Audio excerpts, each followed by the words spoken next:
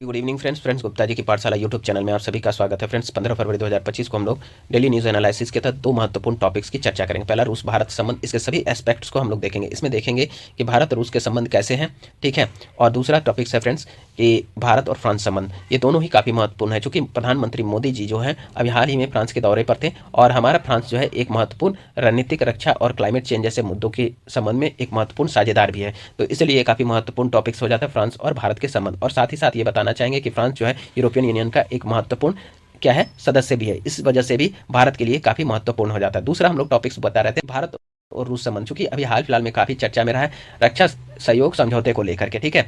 तो इसके हम लोग सभी एस्पेक्ट देखेंगे यहाँ पे, ठीक है। तो अब हम लोग स्टार्ट करते हैं। और ये एक चीज़ और बता देना चाहते हैं कि ये हमेशा ही किसी भी एग्जाम में आईआर सेक्शन से बनने वाले क्वेश्चन में सबसे महत्वपूर्ण संबंध है, ठीक है। तो ध्यान से इसको आप लोग करिएगा फ्रेंड्स। चलिए स्टार्ट करते हैं फ्रेंड्स। देखिए, भारत रूस संबंध वैश्विक कूटनीति के संबंध में शायद सबसे महत्वपूर्ण द्विपक्षीय साझेदारी के रूप में उभरे हैं, जो केवल रणनीतिक सहयोग से कहीं आगे निकल गए हैं। रूस उच्च तकनीक, रक्षा और तेल आपूर्ति में भारत का सबसे अधिक अनुकूल भागीदार बना हुआ है। इस साझेदारी के माध्यम से भारत रूस को चीन की ओर पूरी तरह से बढ़ने से रोकता है, वैश्विक ऊर्जा बाजारों में स्थिरता सुनिश्चित करता है और ब्रिक्स जैसे उभरते हुए शक्ति ब्लॉक में एक उदारवादी समर्थक बनाए रखता है। अभी और हालांकि भारत के लिए पश्चिमी देशों के साथ अपने संबंधों को संतुलित करने जैसी चुनौतियों का सामना करना पड़ रहा है। भारत को अपनी रणनीतिक स्वायत्तता की रक्षा करने और बदलती वैश्विक गतिशीलता के बीच इस महत्वपूर्ण साझेदारी को बनाए रखने के लिए सक्रिय रूप से कार्य करने की आवश्यकता है। हाल फिलहाल में जो मुद्दे थे उनसे रिलेटेड कुछ फैक्ट्स को हम लोग देखते हैं। रूस की सेना में शामिल गुमराह किए गए भारतीयों की रिहाई पर अभी हाल ही में सहमति बनी है। साथ ही साथ 2030 तक द्विपक्षीय व्यापार को $100 बिलियन तक पहुंचाने का लक्ष्य रखा गया है। भारत द्वारा रूसी शहर कजान और येकातेरिनबर्ग में नए वाणिज्य दूतावास खोलने की घोषणा की गई है, ठीक है। रूस की सरकारी परमाणु ऊर्जा कंपनी रोसाटॉम द्वारा भारत में 6 नई परमाणु ऊर्जा इकाइयों के निर्माण की संभावना पर चर्चा की गई है। रोसाटॉम ने इससे पहले वर्ष 2022 और 23 में कुटनकुलम परमाणु ऊर्जा संयंत्र को परमाणु ईंधन की आपूर्ति की थी फ्रेंड्स। अब चलिए हम लोग देखेंगे यहाँ पर भारत रूस द्विपक्षीय संबंध। इसमें मुख्य रूप से हम लोग देखेंगे राजनीतिक संबंध की स्थापना, भारत सोवियत मैत्री संधि, भारत रूस रणनीतिक साझेदारी पर घोषणा, विशेष और विशेषाधिकार प्राप्त रणनीतिक साझेदारी और 2+2 वार्ता। तो इन सभी मुद्दों पर हम लोग ऐतिहासिक संदर्भ में चर्चा करेंगे, ठीक है। तो देखिए, भारत रूस द्विपक्षीय संबंधों का इतिहास। देखिए, राजनयिक संबंध की स्थापना। भारत और सोवियत संघ के बीच औपचारिक राजनयिक संबंध भारत की स्वतंत्रता से पूर्व अप्रैल 1947 ईस्वी में स्थापित हुए थे, ठीक है। दूसरा बिंदु हम लोग देखेंगे इसका, भारत सोवियत मैत्री संधि। भारत पाकिस्तान युद्ध 1971 के दौरान रूस ने भारत का समर्थन किया जबकि अमेरिका ने पाकिस्तान का समर्थन किया था। तीसरा बिंदु है फ्रेंड्स, भारत रूस रणनीतिक साझेदारी पर घोषणा। अक्टूबर 2000 में राष्ट्रपति पुतिन की भारत यात्रा के दौरान भारत रूस रणनीतिक साझेदारी घोषणा पर हस्ताक्षर किए गए, ठीक है। चलिए, विशेष और विशेषाधिकार प्राप्त रणनीतिक साझेदारी। वर्ष 2010 में रूसी राष्ट्रपति की भारत यात्रा के दौरान दोनों देशों के बीच रणनीतिक साझेदारी को विशेष और विशेषाधिकार प्राप्त रणनीतिक साझेदारी के स्तर तक बढ़ाया गया, ठीक है। अब हम लोग देखेंगे 2+2 वार्ता की शुरुआत, ठीक है। तो देखिए, दिसंबर 2021 में प्रधानमंत्री और राष्ट्रपति पुतिन के बीच शिखर स्तरीय वार्ता के साथ साथ पहली 2+2 वार्ता दोनों देशों के विदेश और रक्षा मंत्री के साथ द्विपक्षीय सहयोग में एक नया आयाम जोड़ा गया। अब अगला जो है सेक्शन है, हम लोग देखेंगे भारत रूस के मध्य सहयोग के क्षेत्र। तो इसमें कौन कौन से सहयोग के क्षेत्र हैं? व्यापार और आर्थिक संबंधों को हम लोग इसमें देखेंगे फ्रेंड्स। फिर ऊर्जा से परे आर्थिक विविधीकरण, मतलब कि ऊर्जा सेक्टर भी इसमें हम लोग देखेंगे। प्रौद्योगिकी और अंतरिक्ष सहयोग से रिलेटेड बातों को हम लोग यहाँ पर चर्चा करेंगे। फिर हम लोग यहाँ पर देखेंगे शैक्षणिक क्षेत्र में किस प्रकार का सहयोग है। फिर हम लोग देखेंगे सांस्कृतिक सहयोग। फिर देखेंगे हम लोग नागरिक संबंध, ठीक है, द्विपक्षीय निवेश और रक्षा और सुरक्षा से संबंधित सहयोग, आपसी सहयोग, ठीक है, द्विपक्षीय परियोजना। तो इन सभी चीज़ों को हम लोग एक एक करके देखते हैं फ्रेंड्स।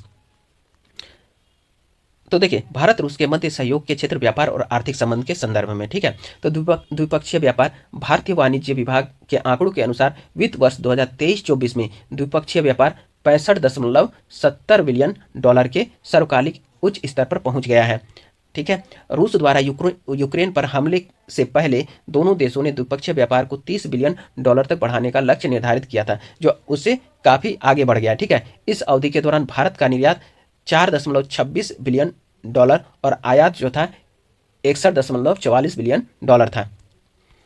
भारत से निर्यात की प्रमुख वस्तुओं में फार्मास्यूटिकल, कार्बनिक रसायन, विद्युत मशीनरी और यांत्रिक उपकरण, लोहा और इस्पात शामिल है। रूस से आयात की प्रमुख वस्तुओं में कच्चा तेल व पेट्रोलियम उत्पाद, उर्वरक, खनिज संसाधन, कीमती पत्थर व धातु वनस्पति तेल शामिल है।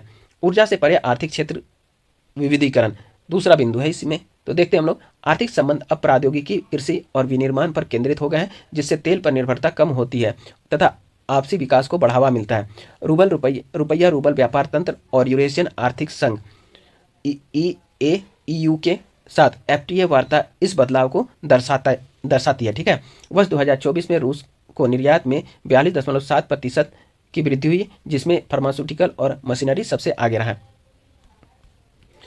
अब रूस यूक्रेन संघर्ष के बाद फरवरी 2022 और 2023 के बीच रूस से भारत का तेल आयात भारत के सकल घरेलू तेल आयात का 1% यानी 3.6 मिलियन टन से बढ़कर 40% यानी 56 मिलियन टन हो गया है। ठीक है, आगे हम लोग देखते हैं फ्रेंड्स, दोनों के मध्य प्रौद्योगिकी और अंतरिक्ष सहयोग किसके मध्य, भारत और रूस के मध्य। भारत और रूस बुनियादी विज्ञान, पदार्थ विज्ञान, गणित एवं भारत के मानव युक्त अंतरिक्ष उड़ान कार्यक्रम जैसे कि गगनयान, नैनो प्रौद्योगिकी व क्वांटम कंप्यूटिंग जैसे अत्याधुनिक क्षेत्रों पर मिलकर काम कर रहे हैं। विज्ञान और एवं प्रौद्योगिकी पर द्विपक्षीय सहयोग वर्ष 2021 में नई दिल्ली में 21वें वार्षिक शिखर सम्मेलन के दौरान हस्ताक्षरित विज्ञान, प्रौद्योगिकी और नवाचार के लिए नए रोड मैप द्वारा निर्देशित है। ठीक है, भारत का किसी दूसरे देश यानी रूस के साथ स्थापित एकमात्र परमाणु ऊर्जा संयंत्र तमिलनाडु में स्थित कुडनकुलम परमाणु संयंत्र है। अब देखिए, साझेदारी जैसे कि AI यानी आर्टिफिशियल इंटेलिजेंस, जैव प्रौद्योगिकी और अंतरिक्ष अन्वेषण जैसे अत्याधुनिक क्षेत्रों तक फैली हुई है, जो एक दूरदर्शी आयाम को दर्शाती है। ठीक है, भारत और रूस संयुक्त रूप से उपग्रह नेविगेशन तथा चंद्र मिशन को बढ़ाते हैं। अब देखिए, ग्लोनास उपग्रह नेविगेशन पर साझेदारी उच्च तकनीक तालमेल को प्रदर्शित करती है। वर्ष 2024 में भारत और रूस ने चंद्र तथा मानव अंतरिक्ष मिशनों सहित उन्नत अंतरिक्ष अनुसंधान पर सहयोग करने की प्रतिबद्धताओं को नवीनीकृत किया। ये सभी जो है अंतरिक्ष और प्रौद्योगिकी सेक्टर से रिलेटेड बातें थी। अब हम लोग देखेंगे शैक्षणिक क्षेत्र में दोनों के आपसी सहयोग। ठीक है, देखिए, भारतीय छात्र रूस में इंजीनियरिंग, अर्थशास्त्र, विज्ञान और अन्य विषयों जैसे विषयों में विभिन्न पाठ्यक्रमों में नामांकित है। रूस में अध्ययन करने वाले भारतीय छात्रों में सबसे बड़ा समूह मेडिकल छात्रों का है। हिंदी, संस्कृत और पाली जैसे भारतीय भाषाओं के अलावा कई रूसी विश्वविद्यालयों में इंडोलॉजी पढ़ाई जाती है। इंडोलॉजी से तात्पर्य भारत, इसके लोगों, संस्कृति, भाषाओं और साहित्य के अकादमिक अध्ययन से है। ठीक है, इंडोलॉजी का मतलब। ठीक है, चलिए, दोनों देश स्मार्ट मोबिलिटी, एग्रीटेक, स्वच्छ ऊर्जा, अंतरिक्ष अनुसंधान और स्वास्थ्य सेवा जैसे विभिन्न फोकस क्षेत्रों में नवाचारों पर सहयोग कर रहे हैं। इसी क्रम में प्रधानमंत्री नरेंद्र मोदी और राष्ट्रपति पुतिन ने संयुक्त रूप से सोची रूस के शैक्षणिक संस्थान 2018 और IIT दिल्ली 2019 का दौरा किया। चलिए, सांस्कृतिक सहयोग की बात करते हैं। देखिए, भारत और रूस के बीच गहरे और ऐतिहासिक सांस्कृतिक संबंध है। प्रसिद्ध रूसी कलाकार और दार्शनिक निकोलस रोरिक अपने जीवन के अंतिम समय में हिमाचल प्रदेश में बस गए। लियो टॉल्स्टॉय और अलेक्जेंडर पुश्किन जैसे लेखकों का भारतीय साहित्य व विचारों पर गहरा प्रभाव देखा जा सकता है। मॉस्को स्थित जवाहरलाल नेहरू सांस्कृतिक केंद्र यानी JNCC प्रमुख रूसी संस्थानों के साथ घनिष्ठ सांस्कृतिक सहयोग स्थापित करता है। भारतीय सिनेमा और योग भी रूस में बेहद लोकप्रिय है। चलिए, नागरिक संबंध देखते हैं फ्रेंड्स। दोनों देशों द्वारा वीजा की सुविधा ने लोगों के बीच आपसी संबंध मजबूत करने में मदद की है। रूस भारत के राजनीतिक, वैज्ञानिक एवं सांस्कृतिक संबंधों को और मजबूत बनाने में योगदान देने वाले प्रमुख भारतीयों को रूसी राज्य पुरस्कार से सम्मानित किया गया है। हाल ही में जो है वर्ष 2024 के यात्रा के दौरान प्रधानमंत्री नरेंद्र मोदी जी को रूस के सर्वोच्च राष्ट्रीय पुरस्कार the Order of Saint Andrew the Apostle से सम्मानित किया गया। इस पुरस्कार की घोषणा 2019 में की गई थी। अब द्विपक्षीय निवेश के संबंध में हम लोग देखेंगे किस प्रकार का सहयोग है। ठीक है, द्विपक्षीय निवेश, दोनों देशों के बीच द्विपक्षीय निवेश मजबूत बना हुआ है। वर्ष 2025 तक $50 बिलियन का संशोधित लक्ष्य प्राप्त किया गया है। ठीक है, अभी रक्षा एवं सुरक्षा से संबंधित मुद्दों पर हम लोग देखेंगे कि किस प्रकार दोनों एक दूसरे से सहयोग करें। तो देखिए, रक्षा और सुरक्षा में ऐतिहासिक सहयोग की पहले चर्चा करेंगे। शीत युद्ध के दशकों के दौरान सोवियत संघ भारत के रक्षा उपकरणों का मुख्य आपूर्तिकर्ता था। भारत के 60 से 70% रक्षा उपकरण रूसी और सोवियत मूल के हैं।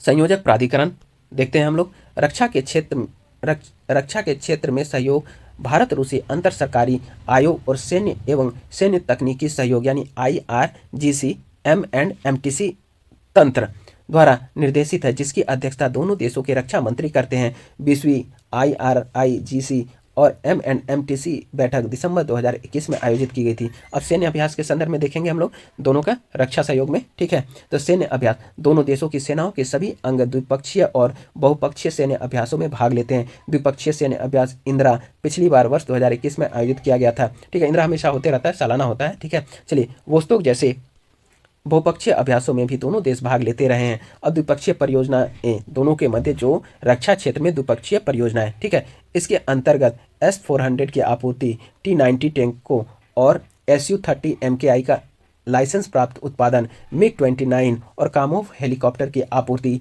INS विक्रमादित्य, जिसको पूर्व में एडमिरल गॉर्स को कहा जाता था, भारत में AK-203 राइफलों का उत्पादन और ब्रह्मोस मिसाइल इत्यादि शामिल है द्विपक्षीय परियोजनाओं में, ठीक है, रक्षा क्षेत्र में। अब हम लोग देखेंगे यहाँ पर फ्रेंड्स भारत रूस संबंध और उनकी प्रमुख चुनौतियाँ। तो एक एक करके हम लोग देखते हैं, जैसे कि रूस चीन संबंध भारत के लिए एक चुनौती है, पाकिस्तान के साथ रूस की बढ़ती नज़दीकी भारत के लिए कूटनीतिक दुविधा, ठीक है, रूस यूक्रेन संघर्ष, भारतीय विदेश नीति पर रूस की चिंताएं, व्यापार घाटे का प्रबंधन, वित्तीय और रसद संबंधी चुनौती यानी लॉजिस्टिक संबंधी चुनौती, भारतीय विदेश नीति पर रूस की चिंताएं, रक्षा सह विकास से संबंधित चिंता, आर्कटिक सहयोग पर चिंताएं, सांस्कृतिक आदान प्रदान, इन सभी चीज़ों को, अक्षय ऊर्जा पर सहयोग, व्यापार घाटे को कम करना, ये सभी चीज़ें हम लोग एक एक करके अब हम लोग देखते हैं फ्रेंड्स, ठीक है।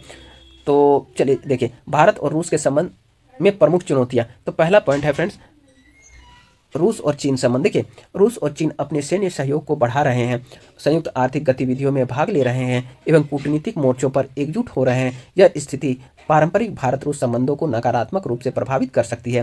फिर दूसरा है कि पाकिस्तान के साथ बढ़ती नज़दीकी, किसकी? रूस की। हाल के वर्षों में रूस ने पाकिस्तान के साथ अपने रिश्ते सुधारने की कोशिश की है, जो भारत अमेरिका संबंधों के बीच बढ़ती नज़दीकी की प्रतिक्रिया हो सकती है, ठीक है। भारत के लिए कूटनीतिक दुविधा।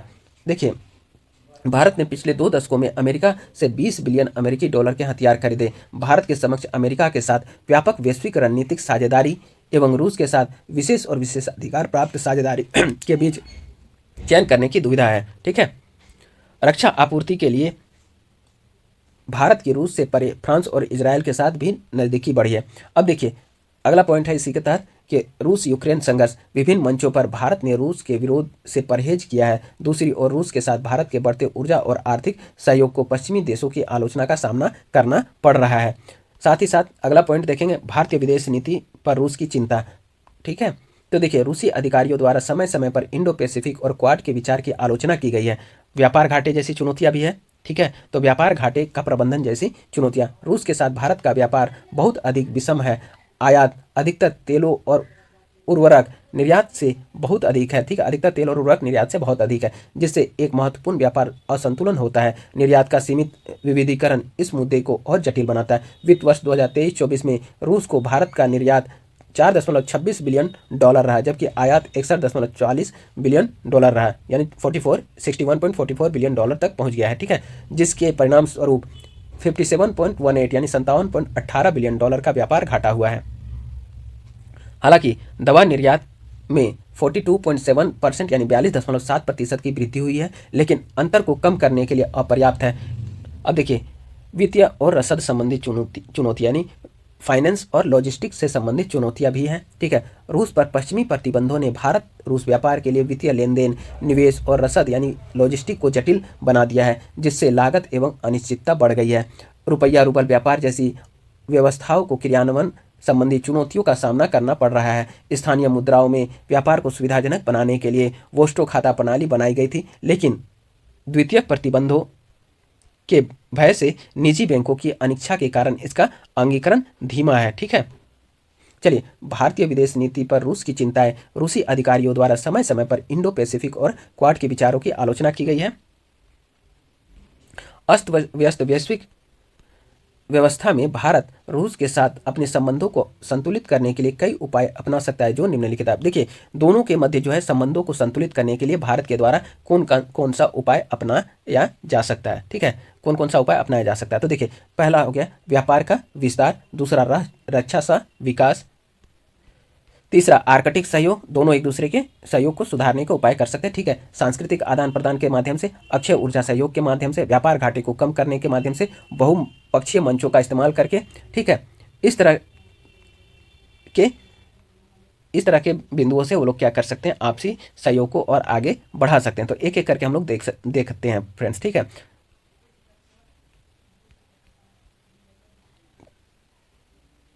कहाँ चलेगा, हाँ, अस्त व्यस्त यहाँ से था, ठीक है। संतुलित करने के लिए कई उपाय अपना सकते हैं जो निम्नलिखित है, ठीक है। व्यापार का विस्तार, देखिए भारत को रूस के साथ व्यापार का विस्तार करने के लिए ऊर्जा से परे क्षेत्रों में जुड़ाव बनाना चाहिए। दूसरा बोल रहा है रक्षा सह विकास, तो भारत को रूस के साथ रक्षा साझेदारी को खरीद से सह विकास में बदलना चाहिए। आर्कटिक सहयोग, भारत को रूस के साथ संयुक्त आर्कटिक परियोजनाओं में शामिल होना चाहिए। सांस्कृतिक आदान प्रदान, भारत को रूस के साथ सांस्कृतिक, कूटनीतिक और लोगों के बीच संबंधों को बढ़ाना चाहिए। अक्षय ऊर्जा सहयोग, भारत को रूस के साथ अक्षय ऊर्जा में संयुक्त उद्यमों को बढ़ावा देना चाहिए, ठीक है। व्यापार घाटे को कम करना, भारत को व्यापार असंतुलन को दूर करने के लिए उन क्षेत्रों पर ध्यान देना चाहिए जहां उसे प्रतिस्पर्धात्मक लाभ है, ठीक है। फिर बहुपक्षीय मंचों का इस्तेमाल, भारत को ब्रिक्स, एससीओ यानी संघाई कोऑपरेशन ऑर्गेनाइजेशन बहुपक्षीय मंचों के जरिए जैसे बहुपक्षीय मंचों के जरिए रूस के साथ अपने संबंधों को मजबूत करना चाहिए, ठीक है। भारत और रूस के बीच रणनीतिक साझेदारी के आधार हैं राजनीतिक, रक्षा, असैन्य, परमाणु ऊर्जा, आतंकवाद विरोधी सहयोग और बाह्य अंतरिक्ष यात्रा। अब दोनों के मध्य आगे की राह क्या होनी चाहिए उसको भी हम लोग देख लेते हैं, ठीक है। चलिए आगे की राह, विभिन्न मंचों के माध्यम से भारत रूस संबंधों में जुड़ाव, द्विपक्षीय तालमेल के अलावा दोनों देश ब्रिक्स, रूस भारत चीन समूह, रिक RIC, G20, पूर्वी एशिया शिखर सम्मेलन और एससीओ सहित विभिन्न बहुपक्षीय संगठनों के सदस्य हैं जहां परस्पर महत्व के मुद्दों पर सहयोग के अवसर मौजूद हैं। सुरक्षा परिषद में सहयोग, ठीक है। रूस संयुक्त राष्ट्र सुरक्षा परिषद में एक स्थायी सदस्य और अंतर्राष्ट्रीय मंच पर कश्मीर सहित विभिन्न मुद्दों पर भारत का समर्थक रहा है। तो वर्तमान यूक्रेन संकट की स्थिति में भारत भी समय समय पर प्रत्यक्ष व परोक्ष रूप से रूस का पक्ष लेता रहा है, जो भारत रूस संबंधों के लिए महत्वपूर्ण है। फिर बोला संबंधों के लिए नए आयामों की खोज, ठीक है। भारत और रूस के रिश्ते केवल रक्षा एवं ऐतिहासिक संबंधों के आधार पर कायम नहीं रह सकते। अंतर्राष्ट्रीय संबंधों में चल रहे प्रणालीगत बदलावों के साथ एक मजबूत आर्थिक और रणनीतिक साझेदारी बनाने के लिए सहयोग के नए आयाम खोजने की जरूरत है। वस्तुतः दोनों देश आतंकवाद निरोध, साइबर सुरक्षा, अंतरिक्ष और जलवायु परिवर्तन जैसे क्षेत्रों में सहयोग कर सकते हैं। अब निष्कर्ष हम लोग इसका देखेंगे फ्रेंड्स। हाल ही में दोनों देशों ने अपने राजनयिक संबंधों की 75वीं वर्षगांठ मनाई, ठीक है। वे अपने संबंधों के लिए एक समान रणनीतिक तर्क साझा करना जारी रखते हैं। द्विपक्षीय तालमेल के अलावा भारत और रूस ब्रिक्स, RIC यानी रिक, G20, पूर्वी एशिया शिखर सम्मेलन और एससीओ सहित विभिन्न बहुपक्षीय संगठनों के सदस्य जहां आपसी महत्व के मुद्दों पर सहयोग के अवसर मौजूद हैं। साथ ही साथ आर्थिक संबंधों में विविधता लाकर, कनेक्टिविटी बढ़ाकर और उभरते क्षेत्रों में संयुक्त उद्यमों को बढ़ावा देकर भारत यह सुनिश्चित कर सकता है कि रूस के साथ उसके संबंध मजबूत बने रहे एवं वैश्विक कूटनीति में सकारात्मक योगदान दे। फ्रेंड्स आज एक ही टॉपिक्स का थे, कल हम दूसरा टॉपिक्स लेकर के आएंगे क्योंकि 21 मिनट का वीडियो ऑलरेडी बन चुका है, ठीक है। तो आज के लिए बहुत बहुत धन्यवाद फ्रेंड्स। कल हम फिर नेक्स्ट टॉपिक्स लेकर के सेम टाइम्स में आएंगे। आप लोग फ्रेंड्स मेरे चैनल को लाइक, सब्सक्राइब, शेयर और कमेंट अवश्य कीजिए। धन्यवाद। Good night friends.